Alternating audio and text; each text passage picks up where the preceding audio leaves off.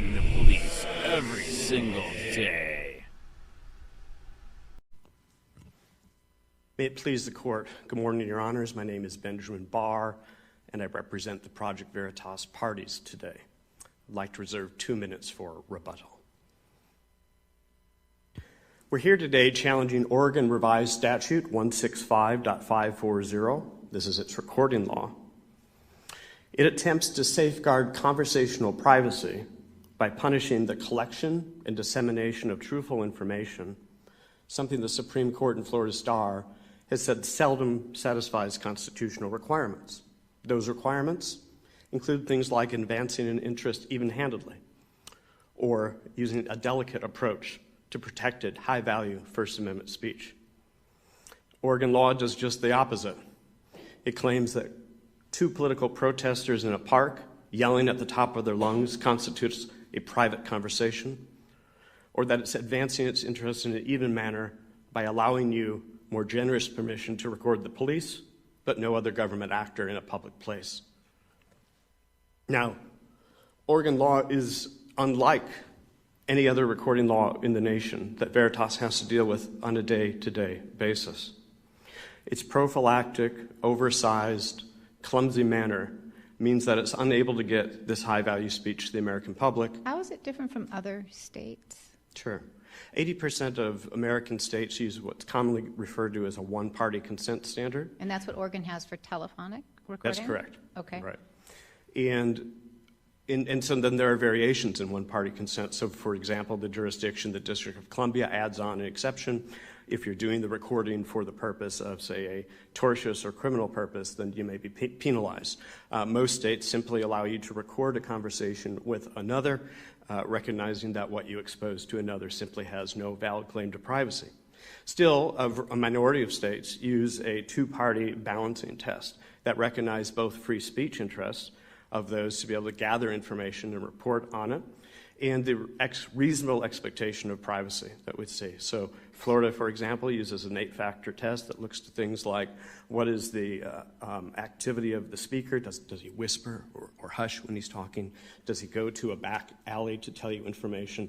Does it occur in a park? Is he talking about medical information or something of public import? So we're not here to talk about Florida, of course. Yes, Your Honor. I'm trying to follow up on your statement that Oregon's law is different than anything else your client has to contend with, and at least as to telephonic recording requiring one-party consent. My understanding is that how many states have exactly that provision? I couldn't tell you telephonic off the top of my head, but this challenge is concerning face-to-face. But isn't it the majority of states have that as to telephonic recording? Two-party or one-party? One party. I believe so. Yes, that's correct. Okay. I just want to make sure my notes weren't wildly off. So, okay. No, I don't want to give you a number off the top of my head at the same time. But I think it's helpful to just dig into for a bit the nature of the Veritas party's operations, how the law exactly applies to it and creates a concrete injury, and the constitutional requirements, the safeguards that we think the court below missed. So the Project Veritas parties are national leaders in undercover journalism. That is, they rely on surreptitious recording to provide high-value, salient information to the public. In 2016, that work amounted to an investigation that showed illegal contributions by foreign nationals to a presidential campaign. That amounted to a settlement agreement at the Federal Election Commission. More recently, their work has exposed ideological discrimination in educational hiring practices across America. So within sort of what we think of as traditional First Amendment case law, this fits neatly into categories of information that are at the zenith of the First Amendment's protection, providing high value. Mr. Barr, I'm having some difficulty following your argument that recording is speech. Sure. So any acquisition of information in the public place, Miami Herald says that what a reporter chooses to capture, what they choose to take in.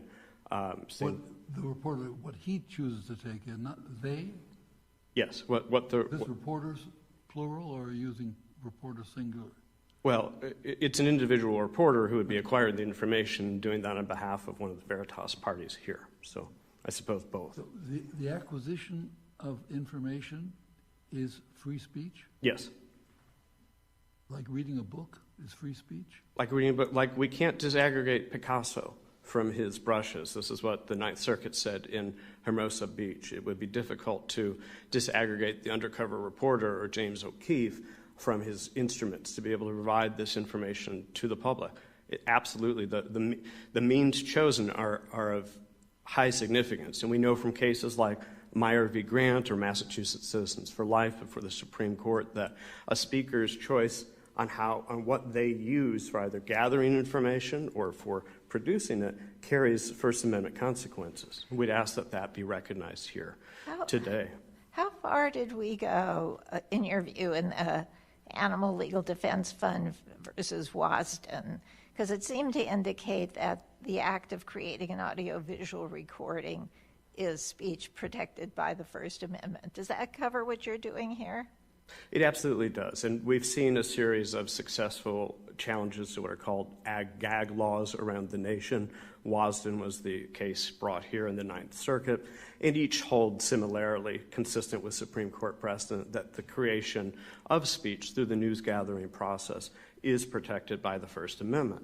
The question here is the manner in which Oregon attempts to advance this interest and whether it abides by the safeguards in place. Now, we put into the excerpts of record, pages 95 to 97, the Veritas party's desire to do two sets of operations. The first was to investigate the public records advocate who had a history of resignation supposedly due to pressure from the governor's office in Oregon. Today, no one knows exactly what's happened there, why those resignations occurred, but Veritas wanted to use reporters to have conversations with their staff members in open-air cafes or in public parks.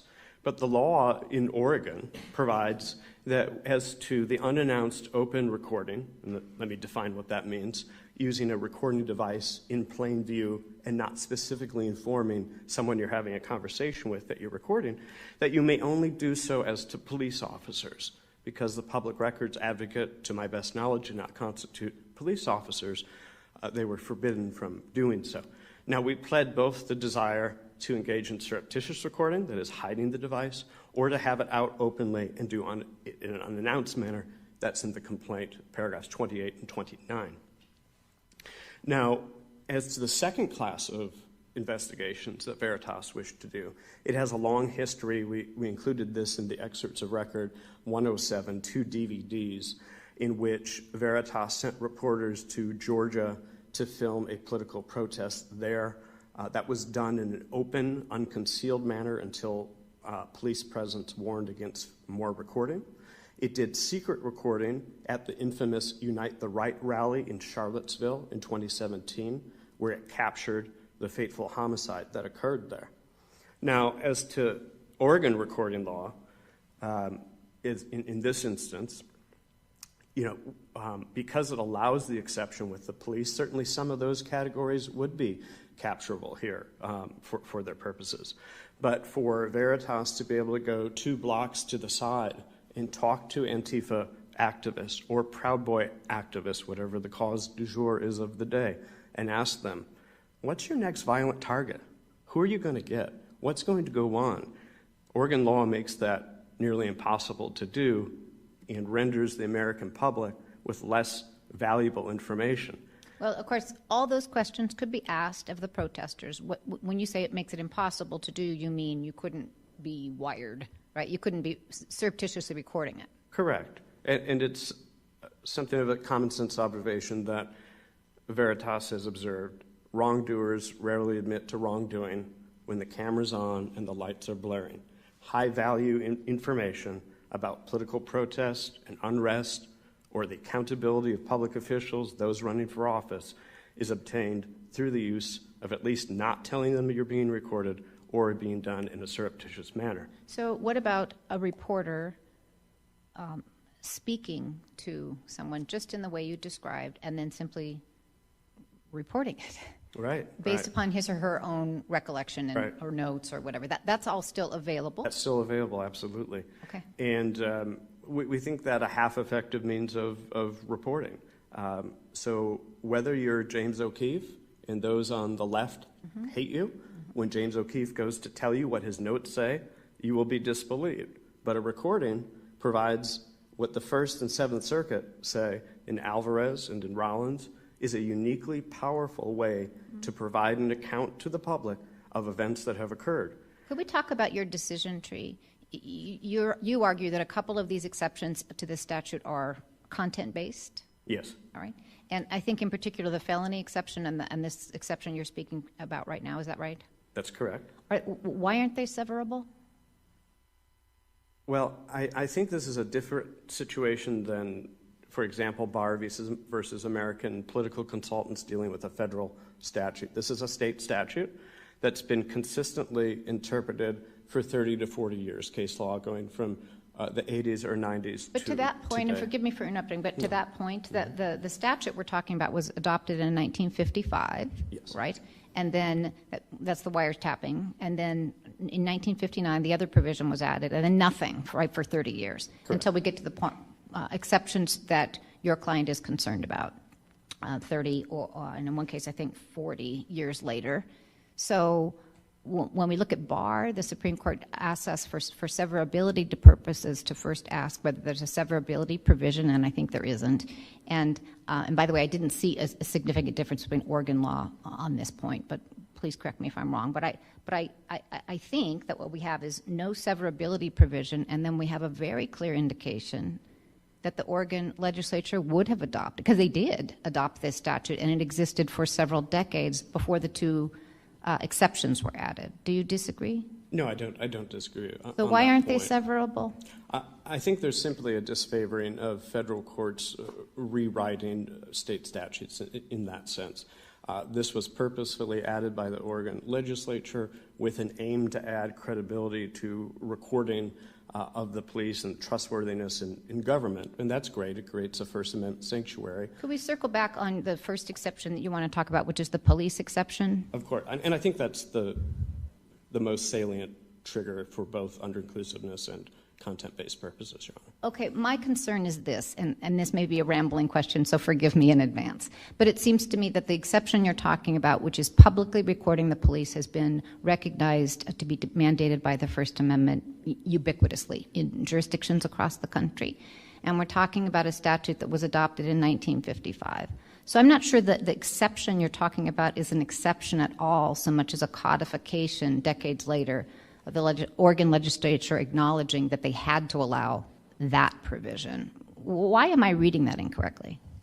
Well, I didn't see any legislative history indicating as such. Representative Lou Frederick, who was the proponent of the 2015 amendment to the law, simply indicated that they wished to increase the credibility and trustworthiness in public servants. Our position is simply that that's fine, that's terrific. We of course welcome putting one toe in the water, but once you put one toe in, you have to put the whole foot. And the whole foot means that a tax collector soliciting a bribe on a public sidewalk or a public records advocate sharing information about what's going on, about corruption in that office, is equally newsworthy and equally protected by the First Amendment.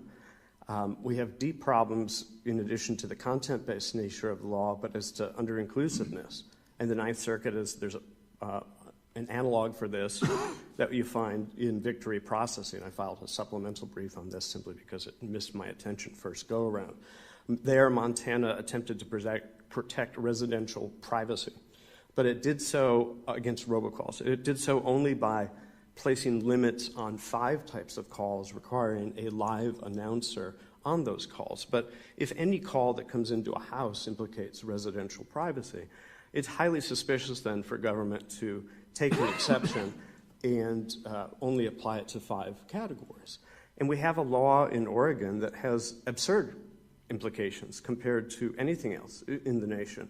2 people who are screaming at the top of their lungs in a public park is deemed a privacy interest that Oregon wishes to protect, yet you're allowed to record at a rally or at an educational activity. Similarly, you're allowed to record the police in an open, unannounced manner, but not any other government actor, and certainly no one else. If conversational privacy applies in one instance, it applies in the other. And Oregon simply has no authority, as Justice Scalia noted in RAV v. St. Paul, to license one side of the news gathering debate to be able to have to fight by Marquis of Queensberry rules and others freestyle. And that's what we have here. You have an ample license to go out and capture police abuse. That is correct. And that is a good step forward. But we need more rights than that recognized. Is your position that the invasion of privacy or protection of privacy is not a compelling interest? No, Your Honor. Judge Bea Bartnicki v. Vopper clearly holds that conversational privacy is a significant, likely important interest. The question here is whether the law advances that interest and whether it follows the requirement that it not be content-based and that it's narrowly drawn. So you don't contest that the invasion of privacy is not a compelling interest of the same kind as national security, for instance? Right. I do not. There may be some difference exactly on the scale between national security and conversational privacy, but it has been held by the Supreme Court to be a significant governmental interest. But we have a plentitude of examples to find out how one might narrowly. But you say a significantly governmental interest. Maybe I'm putting too much emphasis on the word compelling, but as I understand it, in order to justify a violation of free speech, it's got to be a compelling interest. Can you tell me whether your position is that invasion of privacy is a compelling interest or only a significant interest? So, and does it make a difference? Well, I think it's a significant. It certainly matters if this court views this to be a content-based restriction on speech, and we know that it is at least a significant interest. I chose not to focus time on briefing, or perhaps here today, unless you'd like me to engage on this point, about that very distinction, because there is such a red flag as to the content-based trigger here, as well as the tailoring and under-inclusiveness natures that we think those are apparent on their face. Content-based restriction would be valid if the interests were compelling and it was narrowly tailored. If it were narrowly tailored and it were not under-inclusive. Your attack is on the narrowly tailored, not on the compelling interest. Right. We're not focusing our attack on the compelling nature. We're asking whether this statutory scheme really advances it, and we think pursuant to the doctrine of under-inclusiveness, holding that two political protesters in a park screaming and deeming that a private conversation, yet allowing open unannounced recording at a rally, that you can't square that away, that there's no even a rational categorization of privacy interest. It's woefully under-inclusive, similar to what we saw in victory processing, similar to what the Supreme Court has held in BJF versus Florida Star, or in RAV versus St. Paul. Now, the court below, I think we're down to just a short amount of time here. The three foundational errors that the court below engaged in was to view this maze of exemptions and allowances as sort of the government doling out in noblesse oblige sort of fashion privacy rights to government employees, and that this invoked a government speech doctrine and didn't really invoke First Amendment protection. And as to Judge Ikuda's point earlier, it is absolutely protected at the heart of the First Amendment, and that this was missed by the court below is a slap in the face of the First Amendment. It's a slap in the face of journalists. Journalists don't take marching orders from government bureaucrats. They don't get told the how, when, where, and why that we learned in 5th grade about journalism. They follow the truth, they seek out Veritas, and they do that by using the most effective means at their disposal. Now, the court below also failed to see a content-based distinction in the law, treating this again as just some sort of arbitrary classification system, which I think in light of the Menlo Park opinion by the Ninth Circuit, treating exemptions to an otherwise applicable ban on a particular conduct, unsupportable. You're running out of time, so if you wanted to save the rest of your time for rebuttal. Yes, I have 2 minutes on rebuttal. Thank you, Your Honors. The clock shows the total. Oh, amount I'm of sorry. time. Yes, okay. I'll submit. All right. Thank you.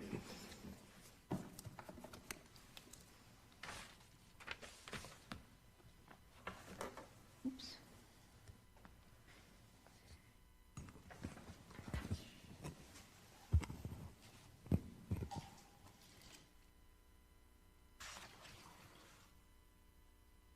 Thank you. May it please the court and counsel, Philip Thonis on behalf of the state defendants. The district court correctly granted the state defendants' motion to dismiss counts 1 and 2 of the complaint. I'll begin my argument by directly addressing Judge Bea's question. The state does not dispute that the activity that the plaintiffs engage in is protected by the First Amendment. As this court recognized in Animal Legal Defense Fund versus Wasden, the creation of an audiovisual recording is protected First Amendment activity. So we said in that case that it was speech, and so it had to be protected as if it was speech. Do you disagree with that? No. Okay, thank you.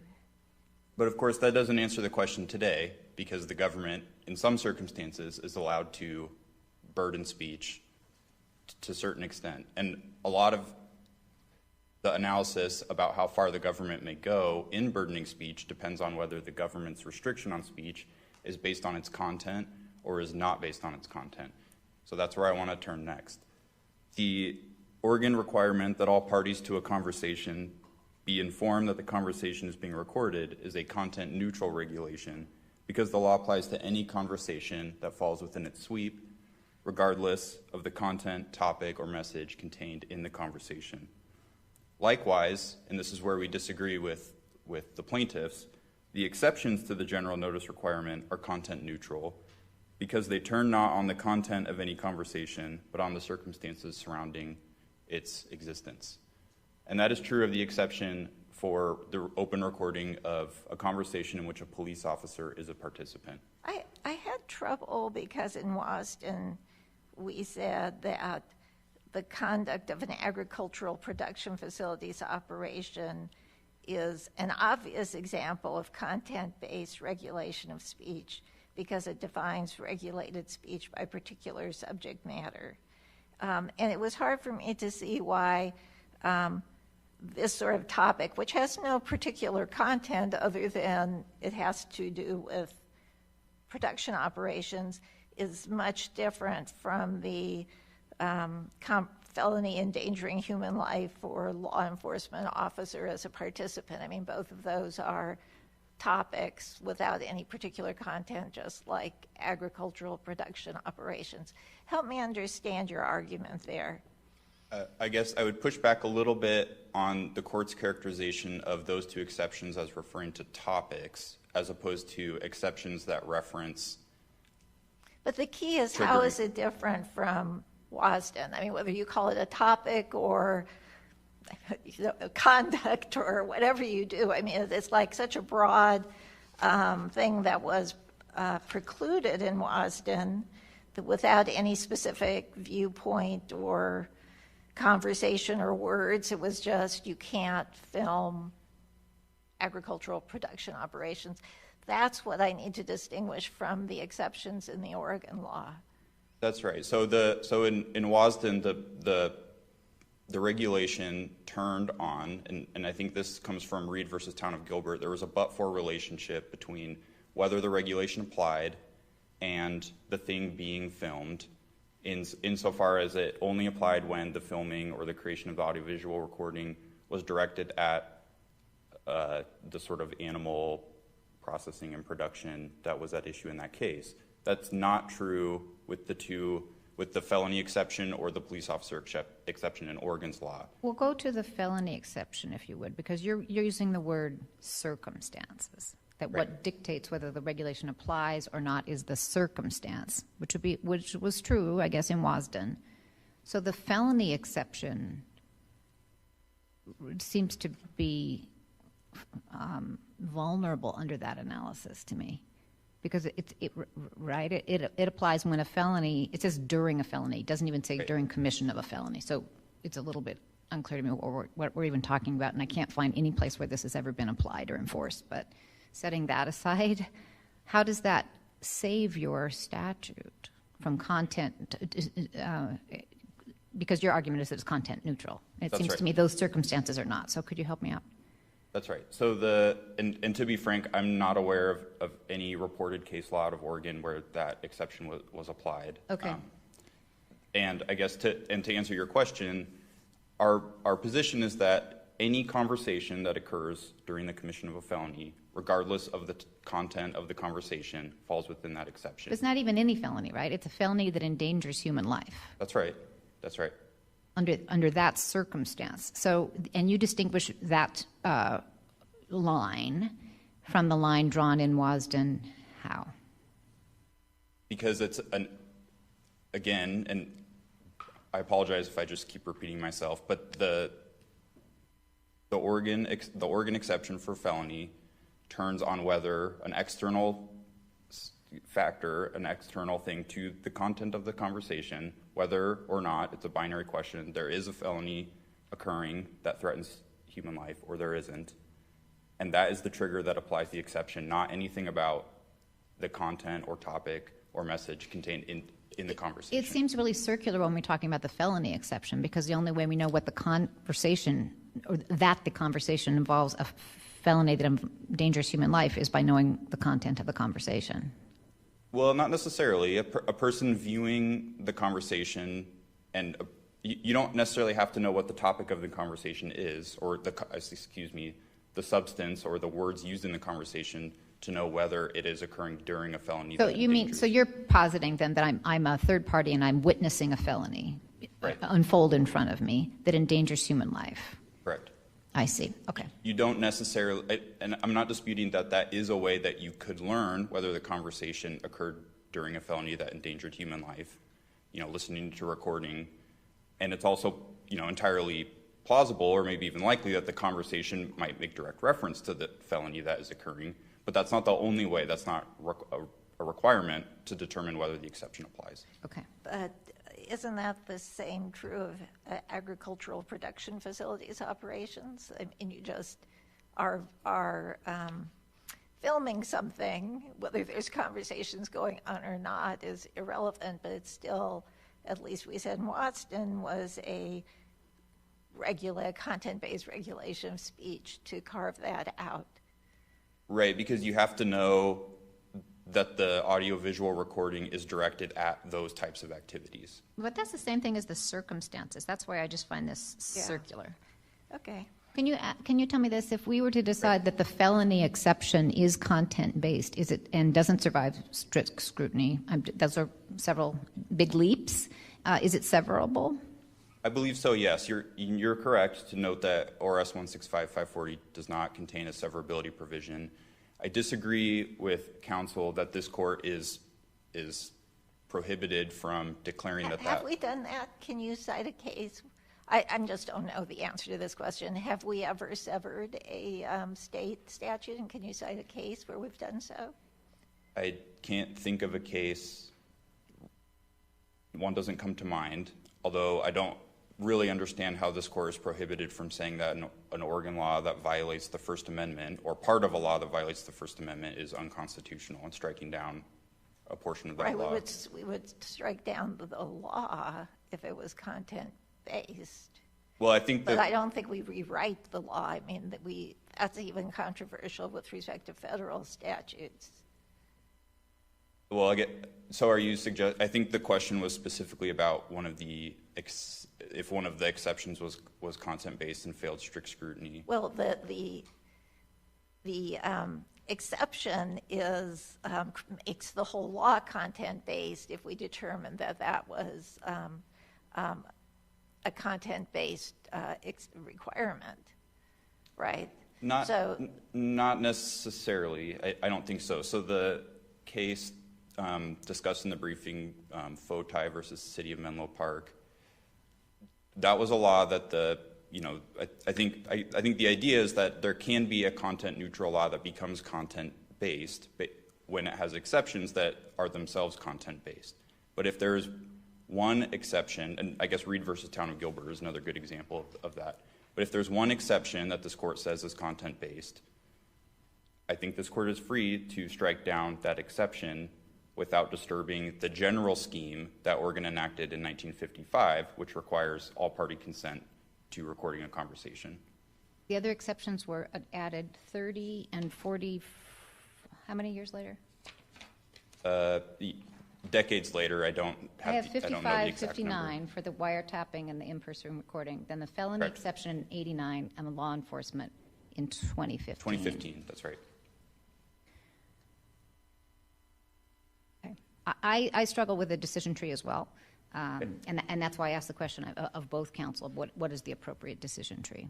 But it seems to me if we find one of these exceptions to be impermissible, it would be extraordinary to throw out the baby with the bathwater. And it would do a lot more violence to the state statute, but I don't know of an example along the lines that Judge Akuta asked about. I haven't seen it. And that's certainly our position, is that this court should refrain from striking down the whole law. What about the police officer exception? How much of an outlier is this? If we were to say that, would it be for us to say that that is not permissible? That exception is not permissible? Right. Well, I think that exception, and my apologies, I don't remember exactly which one of you brought it up, but other courts have said that the First Amendment requires or protects the ability of the public to film police officers discharging their public duties. Right, that's the premise of my question. It seems to me that the vast majority of circuits have gone that way. I don't know that it's unanimous, but I was really asking, is that right?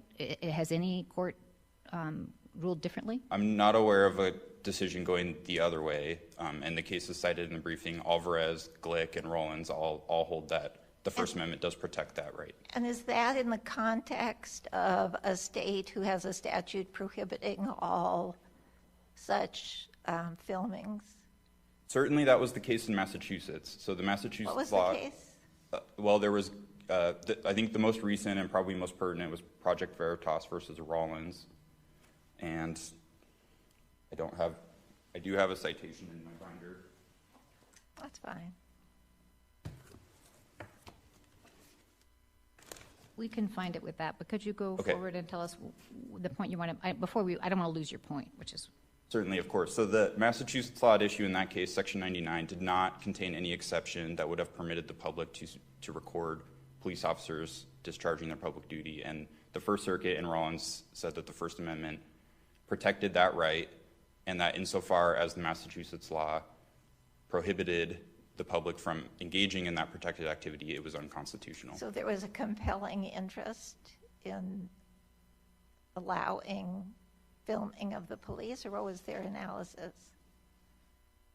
Well, the compelling interest goes more to the state's interests, I believe. So the state was advancing an interest there in protecting privacy, which is similar to the argument Oregon makes in this case, although with some nuances, which I can address later. But the interest on the part of the people engaging in the protected activity was to essentially know what the police were doing and to be able to record police interactions with the public. And that defeated the interest, the state's compelling interest in privacy, is that right? That's correct. And our position is that Oregon law accommodates that interest because it allows, albeit I will concede that it doesn't expressly allow secret recording, but Oregon law allows the open recording of police officers and thereby does not intrude unconstitutionally on that protected First Amendment activity. So if let's say that the Oregon law was limited only to the general rule that was content neutral, and we agree it's content neutral. So then the question is, does it meet the time, place, and manner restrictions? And one argument that's raised by opposing counsel is that there aren't ample alternative channels because merely writing things down and making a report are not adequate substitutes. What's your response to that? Well, I'll begin by acknowledging that secretly recording conversations is a useful tool for conducting investigative journalism, and the state does not make any dispute with that point. But assuming that this court is applying intermediate scrutiny, the question is, does the government have a significant interest in protecting the privacy of its residents? Is the law narrowly tailored to serve that interest, and does it leave open enough other means for engaging in the protected activity?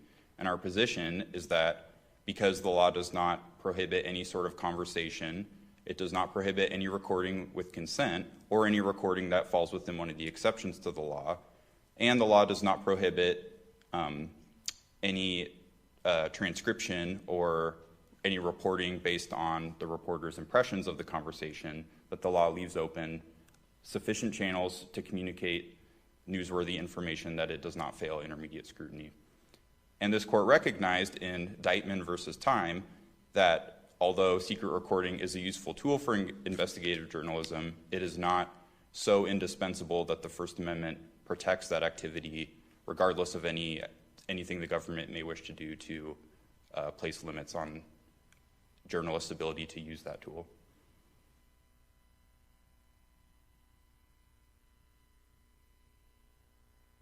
I don't think I have anything else to address if the court doesn't have any other questions for me. Apparently not. Thank you. Thank you. Okay, we can give him 2 minutes, closing counsel 2 minutes.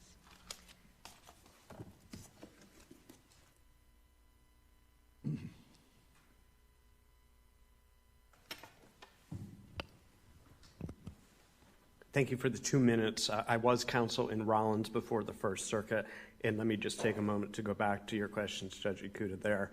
That was viewed under intermediate scrutiny because there were no content triggers at base. It simply banned all recording surreptitiously all the time. So it looked to a significant interest that was narrowly drawn. The ACLU in that matter only challenged its police recording project. That's why relief was limited to those particular facts.